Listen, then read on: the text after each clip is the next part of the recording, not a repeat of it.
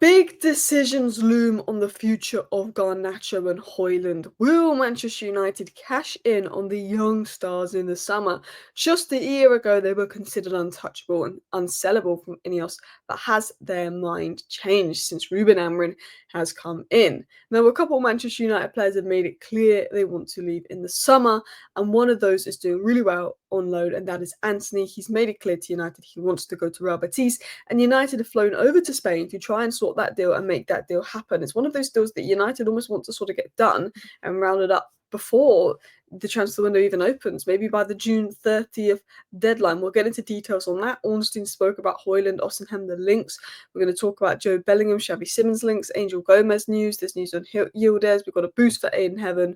We've got updates on Sancho, Rashford, and if we get time, we'll talk about Ahmad Mantato, the right wing back situation. So, hello, welcome back to Alice Talks Football, and welcome back to your 10-minute Manchester United news roundup. Where in today's video, I'm going to try and round up all the news into 10 minutes for you guys, starting with the news on Antony. Real Betis and Manchester United are in talks over Antony's future. Real Betis want to keep the winger, and Antony has expressed his desire to continue his career in the Liga. Real Betis want to meet Manchester United to discuss the future of Antony, who's impressed on loan in Spain. So, what do we know? Antony is happy in Spain and wants to stay there next season. Manchester United are pleased with his progress and hope to finalise a permanent deal for him to join Real Betis. Betis are also keen on keeping Antony, and the club representatives have flown out to Spain to try and make a deal happen and grant the player's wish. I don't think a deal will happen anytime soon, but I think United will be in Spain for negotiations to get closer for a deal happening for Antony. Now, Antony is doing incredibly well in Spain. He suits the Spanish league. They love him. He loves it. Also, he gets the nice warm weather, although apparently it's raining a lot in Seville at the moment. And United want to sell Antony. They need the funds for that. So I think with Antony wanting to go, Man United wanting to sell Antony, it's down to Real Betis, and the kind of money that they want to pay. That's what it's down to, if we're going to be honest. Like, if Real Betis get in the Champions League, they're going to have the money to pay this and do his wages. So I think we need to hope that Real Betis get in the Champions League. So I think we'll have talks with Betis, but I don't think anything will be decided upon until we know if Betis are in the Champions League. Now, United want to get 35 million for Antony to avoid taking a loss. Real Betis want to get him for 20 million. I think United could agree something around 25 million with potentially add-ons taking it to 30 million. But because of Antony's wages, that's what makes it harder for us to get that 30 million that we want. It might be closer to 20 million because I don't know if Antony will take a wage cut, although he's very happy in Spain and he's doing very, very well. We know that United are obviously trying to make this deal happen. We know that Rashford exit and Antony exit are two deals United are trying to make happen. They also want Casemiro gone. Eriksen, Lindelof, Heaton and Evans will leave on a free. Sancho should leave. There's an obligation there. But then after that, they might work on some other exits. So let's talk about other exits and what we know. So could Garnacho leave Manchester United? This was said by Court Offside, so I would take it with a pinch of salt, but there has been speculation over Garnacho's future. United will likely sell Rashford and Antony this summer, and there's question marks about Garnacho. As mentioned earlier, we know that Rashford and Antony are likely to be sold this summer. That's United's priority. That's why they're on loan. They'd also like to get rid of Malacia. They would like to see if they could get rid of Shaw, but it's not going to happen with his injuries. Casemiro is another one they'll be working on. Now, there's been question marks about Garnacho. Why has there been question marks about Garnacho? Well, they tried to sell him in January, and because we didn't get replacements for Rashford and Antony, Amorim stopped Garnacho going in January. And Garnacho himself knew that he was sort of being forced out, so he was even open to going to Chelsea and Napoli in January. What do we know on Garnacho? Pure profit, PSR, not the perfect fit for Amorim's system. A lot of interest abroad. Player was open to Napoli and Chelsea in January. Could be one to watch. I think Garnacho's exit solely depends on Amorim. I think if you sell Garnacho and you say to Amorim you can get a good number 10 coming in, I think he's open to it, but Garnacho being more than a winger than a 10. But I do think Garnacho's last 3 or 4 games for United have been good. He's looked a lot brighter. And I also look at Garnacho and say, yes, he's frustrating. Yes, he's raw. Yes, he misses a lot of shots. Yes, his decision-making isn't the best. But with Simon Garnacho on the right, his quality. And I still think if he improves his decision-making and his finishing, there's a very good player in Garnacho, and he still can become a very good player. And I wouldn't want to completely write him off already.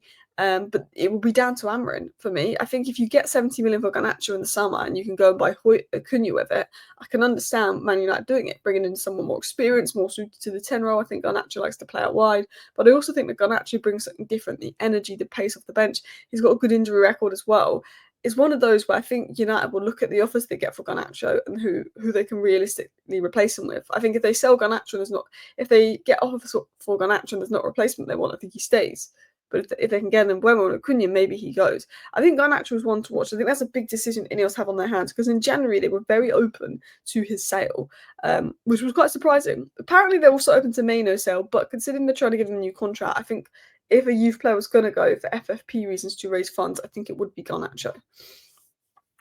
Another player whose future at Manchester United has been in doubt is Rasmus Højlund. David Ornstein actually spoke about this because there's been rumours of a Højlund-Osimhen swap deal. He said, certainly an interesting proposition. I'm not sure how realistic it is. United spent 70 million on Højlund. My presumption is they'll be wanting to build with him rather than bringing in a much older striker, which would complicate the deal.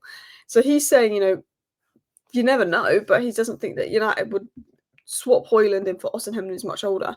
I think if United are going to sell Højlund, they're going to want cash for him. It might be one of those where they sell Højlund and buy Osimhen, but I don't think there's going to be any kind of swap done. I think they would only sell Højlund if they could get over 40 million in cash for him.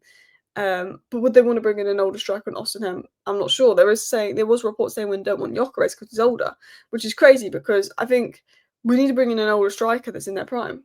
For me, a Gyökeres is perfect. He's in his prime. I think we need a ready-made player in their prime, not another young player. I'm not saying like 30, when I'm saying 26, 27 is a good age for a striker. So for me, I wouldn't sell Højlund. I'd maybe loan him out, but because I do think that could be a great player in the future. I think if he gets confidence up, plays and scores in a new environment, he could be a great player. But I do think we need someone that's in that sort of 25, 26 age range to lead the line for United that has that experience, that is ready-made. Obviously, I reported this yesterday, but it was said on Højlund by Alex Crook and TalkSport. I think he'll move on at the end of the season. There's interest from Italy. Ineos and Ruben Amorim are not necessarily convinced that he's the man to lead the line moving forward. There's interest in the likes of Napoli, and it wouldn't surprise me if Osimhen comes in the other direction, was said by Alex Crook of TalkSport. Now, again, this is another journalist saying, Ruben Amorim is not necessarily convinced by Højlund. Højlund has the traits to become a Ruben Amorim striker, but he's not ready yet. Now, Højlund, I think, could be a good player, and I like Højlund, and I think he's got potential to be a good player, and I think, he could be a good sign for United in the future, but he's not ready now, and we need someone that's ready now. So I can see why Ruben Amorim isn't convinced that Højlund's the man to lead the line yet. I think if Ruben Amorim was open to selling Højlund, I think Ineos would do it. I think Ineos are going to wait and see what maybe Ruben Amorim would like to do. Now, I don't know about Osimhen. I like Osimhen, but I also think, could Osimhen's agent be using these Manchester United links to get Osimhen a better wage wherever he goes? I think with players that are desperate for the moves, like Osimhen or players that are free agents, they do get linked to United a lot by their agent, and that's one thing to watch. It was also said by Gazzetta dello Sport that Napoli will try and secure a deal to sign Rasmus Højlund this summer, but can't afford to meet United's asking price of 50 million. I think if you get offers around 40 million, United could upset something for Højlund. Only if Ruben Amorim says, I don't want him, he's not in the plan, I don't think he's good enough. But I think United don't want to make a 30 million loss on a player in 2 years that's that young, that also has a lot of potential. And most strikers aren't the finished product at 21, 22. But when you're a striker for Man United, you can't go and be going 20 games by a goal, even if you're not getting service. For me, I'd like Højlund to stay, but I'd like us to bring in a top striker and have Højlund learn from him or go out on loan, because I think Højlund's got potential in the future, but we need someone to come in now. Talking of transfer news and coming in now, it was said that United preparing to persuade Sunderland's Jobe Bellingham, and we have been linked to him multiple times. Could be one to watch, although I feel like a Crystal Palace could be all over that. And we also got Florian Plettenberg saying we're still keen on Xavi Simons, and the club had never lost focus on him. We were linked to Xavi Simons last summer. I think we might have even been linked to Jobe Bellingham last summer. Jobe Bellingham I like, but I think he's better going to like a Crystal Palace or a Brighton before he goes to a Manchester United. I think with where we're at, we probably need more ready-made players for the Premier League to get us back into the Champions League. Xavi Simons I like, very good player, depends on the price, but interest has been there a while.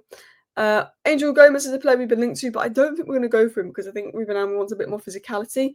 Manchester United linked Angel Gomez, apparently rejected an approach by West Ham, and they offered him 100k a week. This is either Angel Gomez's agent putting this story out because he's going to be a free agent and he wants to get his client the highest wages possible, or Gomez doesn't want to go to West Ham. He has been linked to West Ham a lot. I don't think we're going to go for Angel Gomez, but I do like him, but I feel like we're going to be looking elsewhere. There was also reports that United had made initial contact for Kenan Yildiz. The player's valued at 75 million. Very good player. I just don't see it happening. I think, one, we'd have to pay a lot of money. 2, he's quite young. And 3, does he want to come to Manchester United? I'm not sure that one happens, to be honest. Again, spoke about this yesterday, but we did have a bit of a positive injury boost on Ayden Heaven. Laurie Whittle said Ayden Heaven has been at Carrington with that protected boot. You just surmise from that it's not going to be long after the international break that he returns. So this was said by Laurie Whitwell that Ayden Heaven should be back after the international break. Hopefully, should be back not long after the international break, hopefully. So what looked like an injury that could have him out for months is now looking like more of an injury that could have him out for weeks. In terms of Sancho and Rashford, both Rashford and Sancho are expected to leave. Fabrizio Romano confirmed that. And United will let Amorim decide Sancho's future should Chelsea pay the fee and send him back to United. It will be down to Amorim if we sell Sancho or keep him. And then, of course, I spoke about this in previous videos, but Manchester United not looking so much at a right wing back, looking more at 10s, which could suggest that Ahmed has a more of a right wing back next season. And there's also interest in Mantato. He's very highly rated and he could get opportunities at right wing back. Anyway, that's all the latest Manchester United news. Thank you for watching today's video. See you next time. Bye.